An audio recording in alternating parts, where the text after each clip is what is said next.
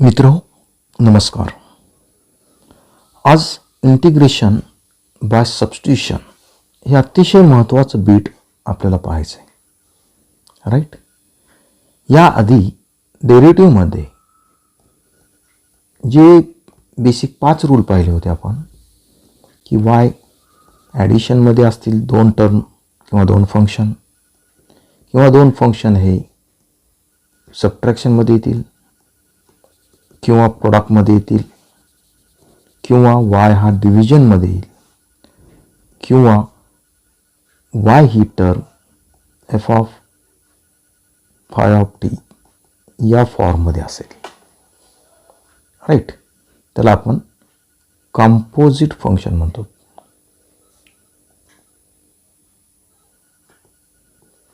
Okay. Derivative आणि integration comparison केल्याशिवाय perfect होणार नाही. तर डेरिव्हेटिव्हमध्ये हे 5 रूल अगदी बेसिक आहेत की ॲडिशनमध्ये तुम्हाला सांगितलं होतं डेरिव्हेटिव्ह हा सेपरेट काढला जातो. Derivative of u with respect to x plus derivative of v with respect to x. जर वजाबाकी असेल तर वायचा डेरिव्हेटिव्ह यूचा डेरिव्हेटिव्ह काढून घ्या मायनस व्हीचा डेरिव्हेटिव्ह. प्रोडक्ट फॉर्ममध्ये असताना वायचा derivative with respect to X एका वेळेस एकच टर्मचा डेरिव्हेटिव्ह काढायचा. त्यावेळेस आता यू कॉन्स्टंट ठेवला, व्हीचा डेरिव्हेटिव्ह काढला, प्लस आता व्ही कॉन्स्टंट ठेवला, यूचा डेरिव्हेटिव्ह काढला. आणि जेव्हा डिव्हिजन येतं त्यावेळेस dy by dx is denominator first V, यूचा derivative minus U as it is व्हीचा derivative total term divided by V square हा रूल आहे. आणि हे 4 ऑपरेशन झाल्यानंतर जर एखादं फंक्शन कंपोजिट फॉर्ममध्ये असेल जसं की y is equal to log of sine x, composite function आहे. हे लॉग फंक्शन साईनवर अप्लाय झालं आणि साइन फंक्शन एक्सवर. ओके. तर अशा वेळेस आपण डेरिव्हेटिव्ह काढला आहे dy बाय dx. पहिले लॉगचा डेरिव्हेटिव्ह काढला आपण, derivative of log of sine x with respect to x. पहिले लॉगचा डेरिव्हेटिव्ह काढला होता 1 अपॉन अँगल, लॉगचा अँगल आहे sine x, into derivative of पुढच्या टर्मचा डेरिव्हेटिव्ह काढला होता आपण. बरोबर आहे. So 1 upon sine x and sine एक्सचा डेरिव्हेटिव्ह कॉस एक्स इनटू एक्सचा derivative with respect to x 1 आहे आणि त्याचा आन्सर मला मिळालं होतं इज कॉट एक्स. ओके. आता याच्यामध्ये आपण इंटिग्रेशन पाहत असताना हे 2 रूल आपण पाहिलेले आहेत की integration of F of x plus G of x with respect to X. ॲडिशनमध्ये integration separate plus integration of G of x with respect to x. आणि सेकंड रूल पाहिला होता जर 2 फंक्शन सबट्रॅक्शनमध्ये येत असतील तर इंटिग्रेशन सेपरेट काढायचं minus integration of G of x with respect X. पण या 2 रूलसाठी मात्र माझ्याकडे थेरम नाही आहे. अशा वेळेस आपण मागच्या व्हिडिओमध्ये पाहिले की प्रॉडक्ट फॉर्मला आणि डिव्हिजन फॉर्मला आपण कन्व्हर्ट करून ॲडिशन सबट्रॅक्शनमध्ये आणण्याचा प्रयत्न केला होता. ओके. आता पुढला जो थेरम आहे, जर एखादं फंक्शन कंपोजिट फॉर्ममध्ये आहे तर अशा वेळेस आपल्याला इंटिग्रेशन कसं काढता येईल. ओके. इथं डेरिव्हेटिव्हच्या वेळेस आपण चेन रूल पाहिला होता, तसं चेन रूल इंटिग्रेशनमध्ये नाही. थेरम पाहूत आपण. जर फंक्शन कंपोजिट असेल तर सबस्टिट्यूशन मेथडचा वापर करायचा. थेरम आहे X is equal to phi of T. एक्सची व्हॅल्यू टीमध्ये दिलेली आहे आणि मला सांगितलं आहे की हा जो एक्स आहे हा डिफरन्शिएबल आहे विथ रिस्पेक्ट टू टी, म्हणजे याचा डेरिव्हेटिव्ह काढता येतो. असं जर असेल तर हे जे फंक्शन आहे एफ ऑफ एक्स ॲक्च्युअल हे कंपोजिट फंक्शन आहे, कारण एफ ऑफ एक्सची व्हॅल्यू ही फाय ऑफ टी आहे. राईट. म्हणजे हे फंक्शन कसं आहे, कंपोजिट आहे. एफ फंक्शन फायवर अप्लाय झालं आणि फाय फंक्शन टीवर अप्लाय झालं. मग अशा वेळेस तुम्हाला इंटिग्रेशन जर मिळवायचं असेल, इंटिग्रेशनचा अर्थ या स्मॉल एफ या फंक्शननं विथ रिस्पेक्ट टू एक्स, याचा अर्थ एक्स ॲक्सिससोबत किती एरिया कव्हर केला, तर तुम्हाला हे फंक्शन या फॉर्ममध्ये न देता प्रॉब्लेम कसा दिलेला असेल, या फॉर्ममध्ये. Right, f of phi of t into phi dash of t with respect to t. या फॉर्ममध्ये प्रॉब्लेम दिल्याशिवाय प्रॉब्लेम सॉल्व होत नाही. ठीक आहे. किंवा जर फॉर्म दिला नसेल तर मला याला कन्व्हर्ट करून या फॉर्ममध्ये आणावं लागेल, तेव्हाच माझं इंटिग्रेशन सॉल्व होईल. याले लक्षात. आता याचा प्रूफ पाहू. बोर्डमध्ये हा थेरम बरेचदा प्रूफ करायला विचारलेला आहे, त्यामुळे काळजीपूर्वक प्रूफ पाहूत आपण. पहिल्यांदा जे स्टेटमेंट दिले, हे स्टेटमेंट लिहून घेऊ. काय दिले, X is equal to phi of T is a differentiable function of T. याचा अर्थ एक्सचा डेरिव्हेटिव्ह काढता येतो. त्याला मॅथमॅटिक्समध्ये कसं लिहितो आपण, therefore derivative of x with respect to काय, टी. कारण एक्सची व्हॅल्यू ही टी मध्ये असल्यामुळं x is differentiable function with respect t. Right, is equal to एक्सचा डेरिव्हेटिव्ह काढून घेतला मी. आता राईटचा डेरिव्हेटिव्ह काढा. राईटमध्ये फाय फंक्शन आणि फायचा डेरिव्हेटिव्ह आपण कसं लिहितो, five dash of t. Okay, पण डी एक्स बाय डी टीची व्हॅल्यू मला मिळाली. आणखी एक गोष्ट मला सांगितली की हे फंक्शन जे आहे हे इंटिग्रेबल आहे ना, असं डायरेक्ट दिलेलं नाही मला, पण या फंक्शनचं इंटिग्रेशन मला असं दिलेलं आहे. याचा अर्थ या फंक्शनचं इंटिग्रेशन हे आहे, म्हणजे इंटिग्रेशन मिळतं. ओके, मग मिळतं तर किती मिळतं आहे आपण गृहीत धरू. Let integration of small f of x with respect to x is equal to, गृहीत धरा एफनं एक्स ॲक्सिससोबत किती एरिया कव्हर केला आहे, कॅपिटल एफ ऑफ एक्स एवढा. ठीक आहे. आता याच टर्मला मला कन्वर्ट करता येईल. जर हे इंटिग्रेशन मी राईटला नेलं तर डेरिव्हेटिव्ह तयार होईल. म्हणजे small f of x is equal to, राईटला काय होईल, derivative of capital F of x with respect to term d x. इथपर्यंत मी थेरममध्ये काय दिलेलं आहे तेच रिपीट केलं आहे की एक्स हे डिफरन्शिएबल फंक्शन होतं विथ रिस्पेक्ट टी. याचा अर्थ एक्सचा डेरिव्हेटिव्ह मिळतो, डेरिव्हेटिव्ह काढून घेतला. त्यानंतर एफचं इंटिग्रेशन मला हे सांगितलेलं आहे, त्यामुळे एफ हे इंटिग्रेबल फंक्शन आहे. मग गृहीत धरलं मी की स्मॉल एफचं इंटिग्रेशन हे कॅपिटल एफ ऑफ एक्स आहे. या स्टेटमेंटलाच मला असंही लिहिता येते, इंटिग्रेशन जर राईटला गेला तर डेरिव्हेटिव्ह राईटला जाईल. यापूर्वी मी जेव्हा इंटिग्रेशनचे थेरम प्रूव्ह केले आपण दोन ॲडिशन सबट्रॅक्शनचे, त्यावेळी सांगितलं होतं की थेरम प्रूव्ह करत असताना मागच्या चॅप्टरचा रेफरन्स घेत चला. आता या ठिकाणी मागचा चॅप्टर म्हणजे डेरिव्हेटिव्ह आहे. आता हा डेरिव्हेटिव्ह मला त्यावेळेस कसा करता आला. आता इथं जी टर्म आहे ती जरा केअरफुली, कारण मॅथमध्ये नोटेशनचा अर्थ लक्षात ठेवा चला. कारण एफची व्हॅल्यू ही एक्समध्ये आणि एक्सची व्हॅल्यू मला काय दिली, फाय ऑफ टी, म्हणजे टीमध्ये. राईट, म्हणजे ही टर्म कंपोजिट आहे. याचा अर्थ मला चेन रूलला जावं लागेल. ओके, मग या ठिकाणी चेन रूल वापरतो आपण. By chain rule, derivative of capital F of x with respect to t. ही स्टेप अतिशय महत्त्वाची आहे, कारण एफची व्हॅल्यू एक्समध्ये आणि एक्स हा टीमध्ये, म्हणजे पहिले एफचा डेरिव्हेटिव्ह काढावा लागेल, मग एक्सचा, नंतर टीचा, म्हणजे पूर्ण फंक्शनचा डेरिव्हेटिव्ह काढायचा म्हणजे विथ रिस्पेक्ट टू टी काढावं लागेल. आता चेन रूल काय सांगतो, जी टर्म पहिल्यांदा येईल त्याचा डेरिव्हेटिव्ह काढत जायचा. या ठिकाणी पहिल्यांदा कोण आला, एफ, मग डेरिव्हेटिव्ह ऑफ कॅपिटल एफ, पण एफची व्हॅल्यू कशात आहे, एक्समध्ये, derivative of capital F of x with respect to x. Okay, into. आता आपण पुढे चाललो.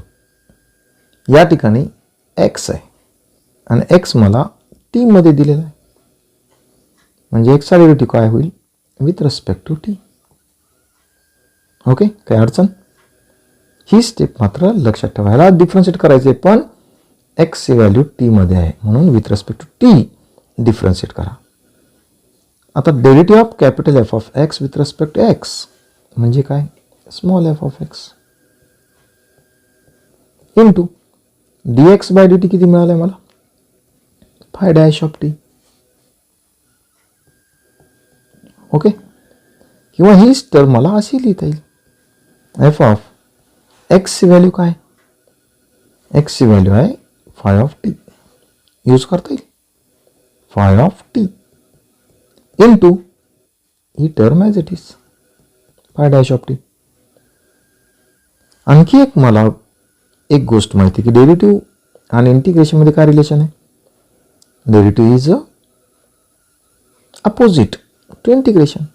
मग हा डेरिव्हेटिव्ह मी राईटला गेल्यानंतर राईटला त्या डेरिव्हेटिव्हचं इंटिग्रेशन तयार होईल, म्हणजे या टर्मवर ते इंटिग्रेशन अप्लाय होईल.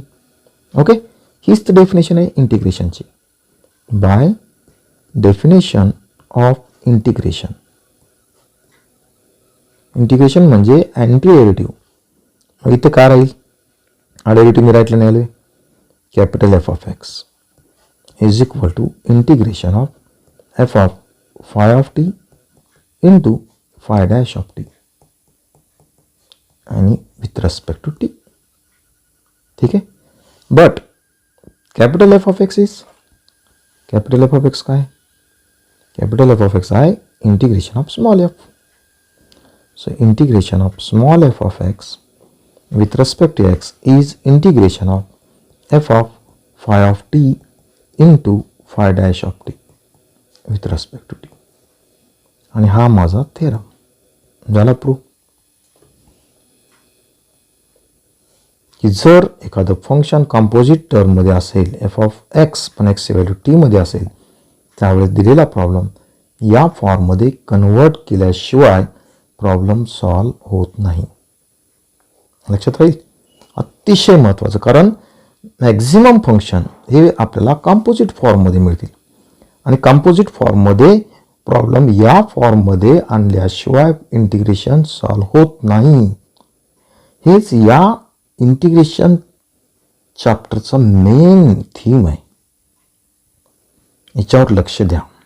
ओके, हे ज्यांना कळालं त्यावेळेस प्रॉब्लेम अवघड नाही, कारण प्रॉब्लेम सॉल्व्ह करणे म्हणजे पहिलं काम माझं असेल की या टाईपमध्ये प्रॉब्लेम आहे का, नसेल तर त्याला ॲडजस्ट करून घ्यावं लागेल, त्याशिवाय पुढे जाता येणार नाही.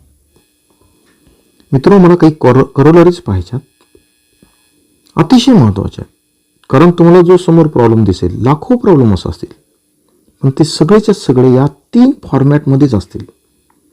त्यामुळे मला प्रॉब्लेम कोणत्या फॉर्ममध्ये हे समजलं की प्रॉब्लेम सॉल्व्ह करायला काहीच वेळ लागत नाही. त्यामुळे हे फॉर्म जरा नीट पहा. पहिला जो आहे तो आहे integration of F of x to the power n into f dash of x with respect to x. आणि ह्याचं इंटिग्रेशन येतं f of x to the power n plus 1 divided by, या फंक्शनमध्ये पॉवरमध्ये 1 ॲड केला divided by same power n plus 1 plus constant c. इथं मात्र condition n वर आहे, n is not equal to -1. Okay, त्यानंतर दुसरा जो फॉर्म आहे integration of f dash of x divided by f of x with respect to x is, याचं integration मला मिळते log of F of x plus c f dash upon f of log of. आणि third form आहे f dash divided by root f of with respect to x, आणि याचं integration मला मिळतं 2 root f of x plus c. पहिला विचार करा, दिलेल्या टर्म या 2 आहेत, मग त्या गुणाकारामध्ये किंवा भागाकारामध्ये. आणि आपली अडचण तीच आहे, जर डिव्हिजन किंवा मल्टिप्लिकेशन आलं ते इंटिग्रेशन काढायचं कसं, तर त्याच्यावर हा मार्ग आहे. तर इथे सबस्टिट्यूशन यूज करायचं आहे. पहिला पार्ट आपण पाहू. त्यामध्ये integration of F of x to the power n into f dash of x d x, याचं इंटिग्रेशन आपण काढू. यामध्ये सबस्टिट्यूशन यूज करायचं. पुट हे जे फंक्शन आहे ज्याच्यावर पॉवर आहे त्याला टी गृहीत धरा. Put t is equal to f of x. आता टीची व्हॅल्यू एक्समध्ये, म्हणजे याला डिफरन्शिएट मला करता येईल. टीचा डेरिव्हेटिव्ह डी टी, एफचा डेरिव्हेटिव्ह एफ डॅश आणि एक्सचा डेरिव्हेटिव्ह डी एक्स. ओके. जे फंक्शन आहे ना एखाद्याच्या पॉवरच्या अंडरमध्ये त्याला नेहमी टी ठेवत चला. फंक्शन बदलत जातील, लाखो फंक्शन असतील. कोणतं फंक्शनवर आड पॉवर आहे आणि त्याचा डेरिव्हेटिव्ह बाजूला आहे अशा फंक्शनला टी यूज करायचं, हे लक्षात ठेवा. सबस्टिट्यूशन केल्यानंतर डेरिव्हेटिव्ह काढून घ्या. टीचा डेरिव्हेटिव्ह डी टी, एफचा एफ डॅश आणि एक्सचा derivative with respect to x. Chain रूलनं चाललो आपण. हे सबस्टिट्यूशन मी जर प्रॉब्लेममध्ये यूज केलं आहे, याला मी आय म्हणतो. तर आय काय होईल, इंटिग्रेशन ऑफ एफ ऑफ एक्सला काय म्हणले आपण, t to the power n, आणि ही जी टर्म आहे f dash of x d x, f dash of x d x म्हणजे डी टी. पहा प्रॉब्लेम एकदम प्लेन फॉर्ममध्ये आला. गुणाकारामध्ये होतो आपण, गुणाकारामध्ये डेरिव्हेटिव्ह काढता येत नव्हता, आणि ती टर्म मला प्लेन फॉर्ममध्ये आणता आली युजिंग सबस्टिट्यूशन मेथड. लक्षात राहील. आता हा फॉर्म कुठला आहे, integration of x to the power n. हा फॉर्म्युला माहिती मला. व्हेरिएबलचा पॉवर कॉन्स्टंट असेल तर पॉवरमध्ये एक ॲड करणे divide by same power plus c, हे त्याचं इंटिग्रेशन असतं. मग टी टू दी पॉवर एनचं integration t to the power n plus one divided by n plus one plus integrating constant c. Okay. Integration काढून झालं आहे, पण माझा मूळ प्रॉब्लेम एक्समध्ये असल्यामुळे मला पुन्हा कन्वर्ट करा एक्समध्ये. टी काय, टी म्हणजे एफ ऑफ एक्स. मला लिहिता येईल मग हा टी म्हणजे f of x to the power n plus one divided by n plus one plus c. आहे अडचण काही. त्यानंतर मला सेकंड करोलरी मला प्रूव्ह करायची. यात काय दिलेलं आहे की फंक्शन डिनॉमिनेटरला आहे, ॲक्च्युअली हे डिव्हिजन आहे, पण न्यूमरेटरला त्याचा डेरिव्हेटिव्ह आहे. लक्षात आलं का, फंक्शनचा डेरिव्हेटिव्ह वरती आहे. या टाईपची प्रॉब्लेम तुम्हाला पाहायला मिळतील. मग ज्याचा डेरिव्हेटिव्ह वरती आहे त्या टर्मला काय यूज करा, t. T is equal to f of x. Same method. मग आता टीची व्हॅल्यू एक्समध्ये असल्यामुळे टीचा डेरिव्हेटिव्ह काढता येईल मला. टीचा डेरिव्हेटिव्ह डी टी, एफचा डेरिव्हेटिव्ह एफ डॅश आणि अँगलचा डेरिव्हेटिव्ह एक्सचा डी एक्स. ओके. मग आय काय लिहिता येईल मला, I is equal to integration of हा f dash of x d x, ही जी टोटल टर्म न्यूमरेटर आहे ही आहे, त्याच्या ऐवजी मला डी टी लिहिता येईल divided by f of x. F of x काय, टी. पॉवर प्रॉब्लेम एकदम प्लेन आला. डिव्हिजन होता, इथेही डिव्हिजन आहे, पण या डिव्हिजनचं इंटिग्रेशन आपल्याला माहिती आहे. हा फॉर्म्युला माहिती आहे आपल्याला. 1/x इंटिग्रेशन असतं लॉग एक्स प्लस सी. कारण लॉगचा डेरिव्हेटिव्ह काय, लॉगचा derivative 1/x. 1/x integration log x. Okay. मग 1/t log t plus constant c. ज्या ज्या वेळेस लॉग लिहिता त्यावेळेस अँगल हा मॉडमध्ये लिहित चला. कारण लॉग फंक्शन पाहिले आपण की लॉग हे फक्त पॉझिटिव्ह टर्मचं काढता येतं. पॉझिटिव्ह टर्म नसेल तर लॉग मिळत नाही. म्हणून लॉगच्या समोरचा जो अँगल आहे हा नेहमी पॉझिटिव्ह असला पाहिजे. म्हणून लक्षात राहू द्या की त्याच्या पुढचा अँगल जो लिहायचा आहे तुम्हाला तो मॉडमध्ये लिहावा. ठीक आहे. आता ॲन्सर मिळालं, मला इंटिग्रेशन करता आलं, पण एक्समध्ये होता प्रॉब्लेम. ॲन्सर एक्समध्ये पाहिजे. मग लॉग ऑफ टीची ऐवजी f of x plus constant c. आहे अडचण मित्र. थर्ड करोलरी आहे आपली f dash of x upon root f of x. आता फंक्शन कुठे डिनॉमिनेटरला आहे, पण रूटमध्ये म्हणजे याचा पॉवर आहे 1/2. म्हणजे मी आधीच सांगितलं होतं की फंक्शनचा पॉवर आणि त्याचा डेरिव्हेटिव्ह जर बाजूला असेल तर त्या फंक्शनला टी म्हणायचं. बस एवढं सबस्टिट्यूशन. इथे तेच करा. So put t is equal to f of x. Differentiate it. dt is equal to f चा डेरिव्हेटिव्ह f डॅश इंटू अँगलचा डेरिव्हेटिव्ह x चा dx. हे सबस्टिट्यूशन प्रॉब्लेममध्ये. So integral I is integration of f dash of x d x. काय f dash of x d x म्हणजे d t divided by root f of x. F of x म्हणजे t. आता ही जे division आहे या डिव्हिजनमध्ये मला integration काढता येत नाही. म्हणजे पुन्हा तोच प्रॉब्लेम. इथं डायरेक्ट फॉर्म्युला होता म्हणून मला वापरता आला one upon f of x log F of x. पण इथं मात्र तसं नाही आहे. वन अपॉन रूट टी म्हणजे लॉग रूट टी होत नाही. मग मला या डिव्हिजनला ॲडिशनमध्ये आणावं लागेल. ॲक्च्युली टर्म सिंगल आहे. मला अशी लिहिता येईल t to the power 1/2. Right. आणि ही जी सिंगल टर्म आहे मला ती वरती नेता येईल. काय होईल पॉवर -1/2 डी टी. मग आता हा फॉर्म कुठला झाला x to the power n t to the power n. Right. आणि याचं integration x to the power n plus 1 upon n plus 1 plus C.